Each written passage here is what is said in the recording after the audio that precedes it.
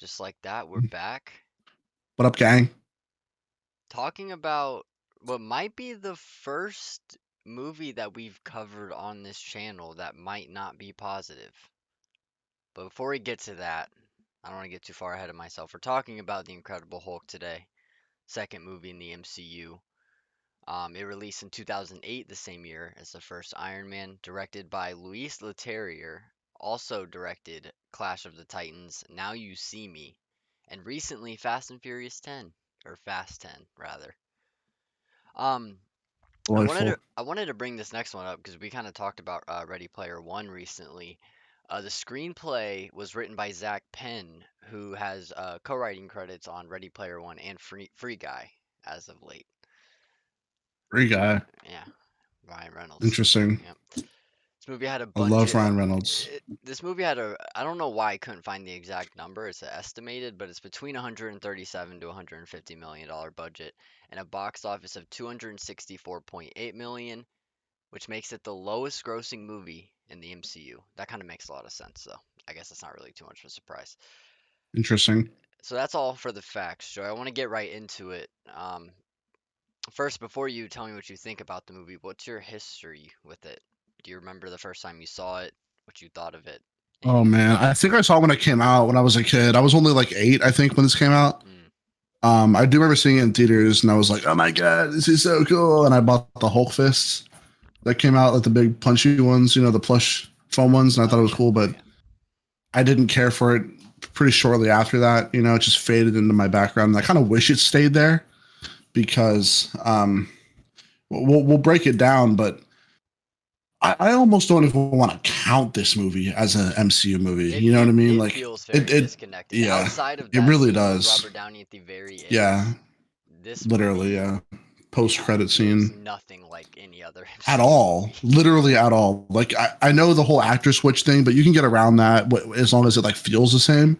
But it could not have been more different than any MCU film at all. I just don't know, like this movie seems to not know what it wants to be, and it manages to try to be a bunch of different things and fails at being any of them. I Like agree. I It was don't horrible. know. There's definitely like a kind of like espionage thriller type of tone to this. It's For the definitely Hulk, trying to be right? darker, Espionage for the Hulk. but Awesome. that's what's No weird about this sense. movie is like the most interesting things about it are the things that have nothing to do with the Hulk himself. Right. Like I think honestly, the my favorite character in this movie is General Ross. I agree. Yeah, Ross is cool, Of and course, William Hunt, Ross but stays a good character in the MCU, I think. yeah, And for those who don't know, in the Thunderbolts project coming up, Harrison Ford is going to be taking up the mantle as General Ross, interesting.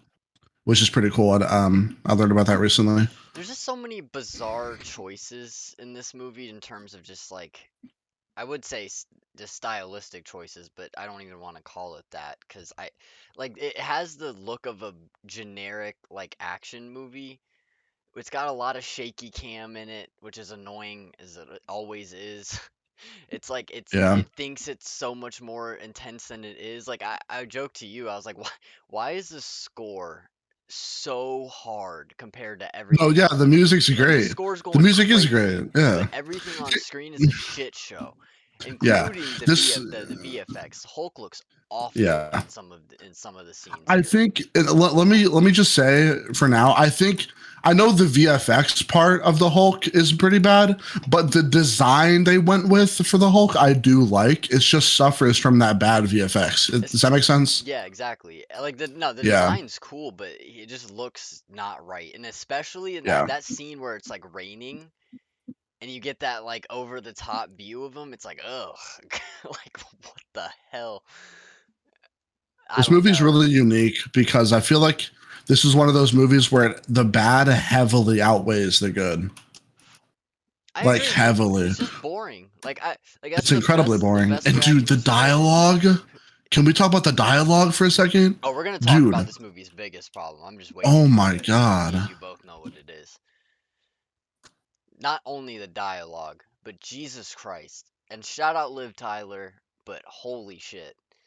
Betty Ross in this movie is insufferable. Like, I don't know why the plot centers so much around her and why they pander so much. Like the only chance of this movie being good or interesting is to literally not take the let's just keep putting off the plot while we have a little romance that's with no chemistry to be found whatsoever. And Betty Ross is saying all of her lines like she is out of breath, and it is so distracting. Like once you notice it, it's like every she just has this sigh in everything she says, like she's out of breath. I don't get it. Like, is someone telling her to do this? Like, I was so confused. I'm not the only one, right? Like, you notice this too. Yeah, oh yeah, it's so bad. She sounds like she's talking in a room where she's supposed to be quiet. Yeah, like her You know what parents I are mean? sleeping in the next room. Yeah, and she's trying to be so cute for no reason. Like, why are Why we are we even s- talking about the whole like? why are we even spending so much time with this character in the movie? I That's what don't I'm get it. saying. I don't know. This movie just like I said, it has no outside of the score, there is nothing about this movie that stands out and a lot wrong with it. So it's Yeah, what are we even supposed to say? Like it's kind of it's not bad enough to be like hilarious or entertaining, but it's not doing anything interesting either. So it's just like it's just a brick wall of a movie. And then you have of course yeah. Abomination is the villain, Tim Roth, who again, I don't think it's his fault, but God, dude. Like first of all, you thought the Hulk looked bad. Wait till you see the villain. And his performance is like way too much in this movie for especially with how tame everything else is. It's so bizarre. And I like Edward Norton. We should definitely talk about this because this is Yeah, probably the biggest yeah. I talking was about to point get of the into this movie. too. Edward Norton. So look, listen. I like Edward Norton. I'm sure you do as well. He's been great Yeah. in many things. Obviously, most notably Fight Club.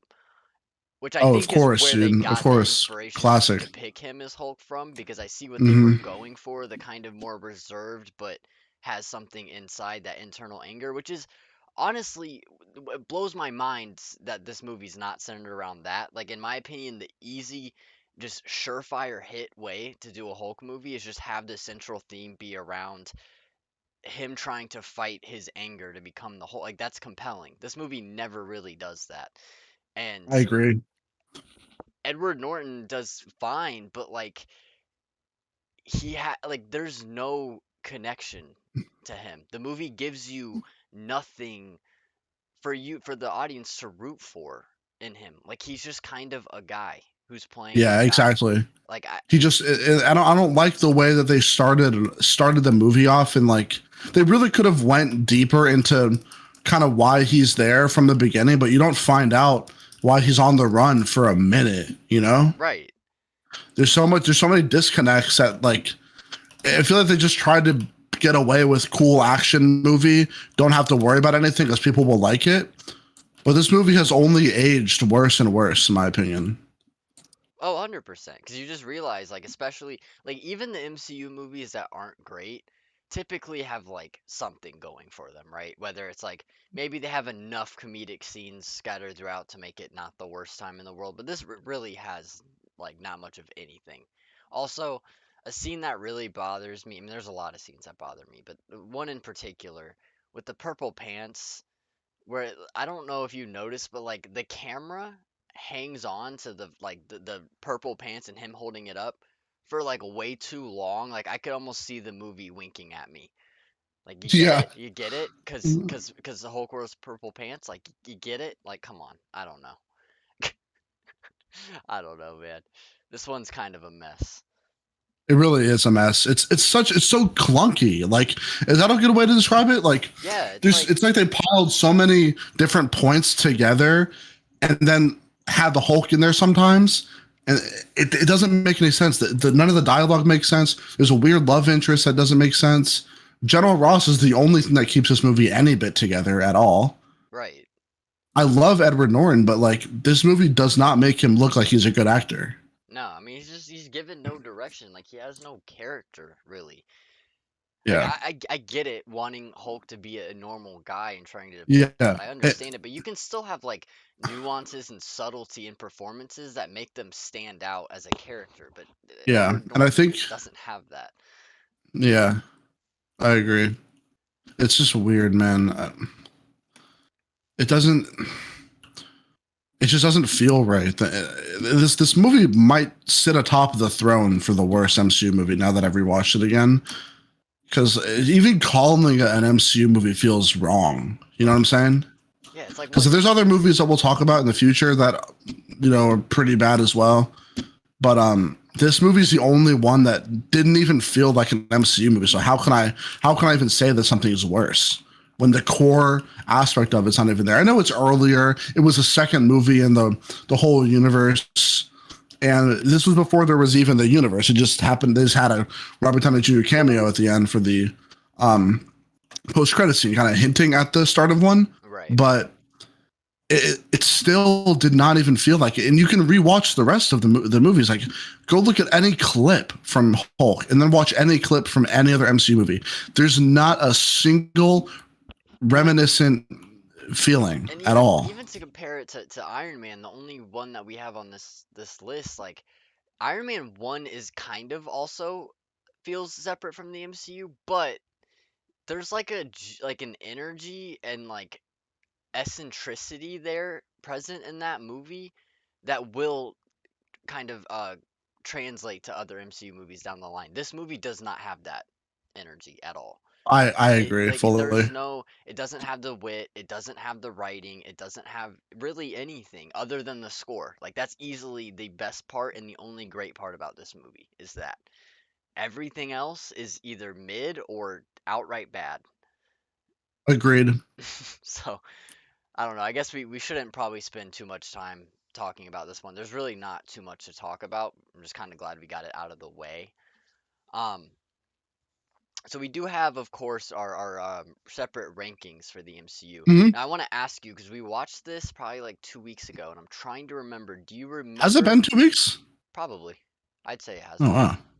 Maybe a week and a half. But Okay. do you remember the Stan Lee cameo in this? Oh wait, hold on. I think I do. He was a mailman, right? Like he delivered a package or something. I think that's right. I'm gonna pull up the YouTube clip to be sure. I mean, I know where I'm gonna rank it, but I at least need to remember for the future. Um, I think he was like some sort of mailman, or maybe he was he was a like an employee worker at some sort of what's yeah, it that's what I called? was thinking. I thought he was maybe Like, behind a counter. oh, No, no, maybe the he was working in the fridge. factory. The Was he working fridge. in the factory? Here, I'll screen Here's share with something you a so bit you more can see it. Um, there you go. interesting. It's possible gamma sickness. Milwaukee. A man drank one of those Guaranas. Oh, that's right. He drank the bottle Guess it had a little more with juice than usual. Bruce's blood in it. That's right. I forgot about that. Yeah, Damn, what was it? I'm pretty sure he played a mailman in one of the cameos. yeah, he does. He Almost plays positive. it in Civil War, I think. Actually, he delivers the mail Oh, that's right. to. Yeah, he Yeah, does. Yeah, yeah, yeah. That's right. I Okay. believe. Yeah. Um, So I have reviews for us, of course, the three that we do for every movie. Some short Yep. ones. Grant Paulson gives it 2 out of 5 stars. He says a very boring action movie that somehow is the most interesting whenever Hulk is not on screen. We have bad acting and writing as well, but surprisingly, the soundtrack is pretty good. Seems to be the general consensus, but it's clear to Hmm. see why. Clear to see why. So I found one of a positive review, so we'll see how this goes. That's Connor Carey gives it a strange. 3.5 stars. He says, a bit of a slow second act and a rather weak villain hold the Incredible Hulk back from being the great film it could have been, but this still remains an entertaining and consistently enjoyable superhero film. Edward Norton makes for a great lead. Liv Tyler is solid and has good chemistry with Norton. William Hurt completely steals the show, and while having a rather weak character to work with, Tim Roth gives it as his all as the villain. The action sequences are also a ton of fun to watch, especially the climax, and I've always really liked the film's score. Not quite on par with the best of the MCU, but being a big fan of the Hulk character, I've always had a soft spot for this one. There are things in here that I do not agree with at all. First of all, Liv Tyler, solid, not a chance. Chemistry, nowhere to be found, at least for me. True. Um, Yeah, it's weird hearing a good review for this movie at all. It sounds like they watched yeah, something like else. consistently enjoyable. Like, I Yeah, don't know. if there's any word that does not describe the Hulk, it's consistent. Yeah, or That is so enjoyable. weird. They did not watch the Hulk movie. They didn't.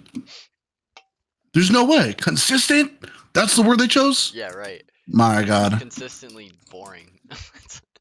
It's the Yeah, only way it's consistent. yeah, consistently Jesus. bad.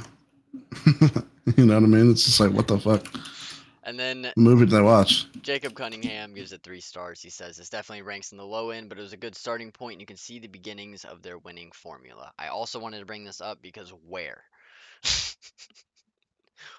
Where do you see the beginnings of their formula? Because like we said, like this movie, I feel like doesn't follow the formula of any of the MCU movies outside of it. Like I don't see the blueprint of MCU anywhere in this outside of the obvious Robert Downey Jr. appearance in the end, which is probably the best part of the movie because you're just like, holy shit, you're like that 2 lines of dialogue that he spews is better than anything before it. Oh man.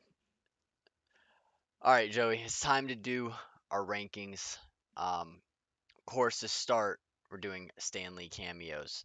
Where do you think this ranks along with the Hugh Hefner bit in Iron Man 1? Oh, the Hugh Hefner was way better. I Just agree. seeing Stan Lee as Hugh Hefner was just so cool. I agree. Like, let's just be honest And here. it just makes so But much I do sense. think, I do think it was kind of clever seeing them um, like with the little mistake that was made in the factory and then tying Stanley's cameo into that. I think was clever. Um, it's not like one of the greatest ones I've seen, but it was clever. I'll give it that. But it's probably going to be ranked among the bottom. Right, right. But it wasn't bad. Like it was cool. I feel like you can't I'm even okay have with it. A bad Stan Lee cameo. Just seeing Stan Lee. Yes, just seeing Stanley is awesome. Yeah, Like everybody loves Stanley. it's good If you enough. don't like Stanley, I don't fucking want anything to do with you. No, all my homies love Stan And Lee. that's on phone. And then to rank the villains, of course, we have Abomination versus Obadiah Stane from Iron Man 1. Uh, I don't think there's really a discussion here. I think it's definitely Obadiah Stane.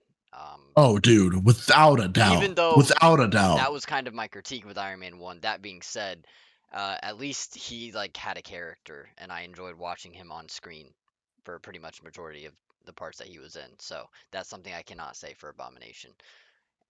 And also, he's not big and just a big glump of ugly CGI like Abomination is. So agreed.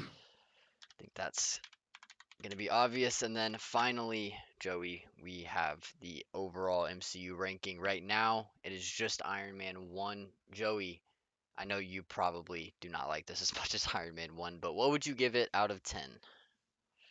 Two, You're at a 2 with it? 2 out of 10. Yeah, it Okay. just it was funny because it was bad. You know what I mean? Right. And not like even funny in the good way, but funny because like when I think of a funny bad movie, I think of like Benchwarmers, like an Adam Sandler movie. Like, Right. those are fun to watch Something because they're funny bad. outrageous. But Yeah. this movie was funny because it was really bad. Like this movie serves almost no purpose. Like I don't know. There's just so much wrong with this shit that I don't even want to talk about it. I'm Almost, you gonna know what I give it mean? a 3 out of 10 because I don't think it's like doing enough, like bad enough to be up there with some of the worst superhero movies I've ever seen. But it's also like, I mean, it's a 3 out of 10. The fuck am I supposed to say? It's boring. It's not worth watching. It's not really worth existing. Blah.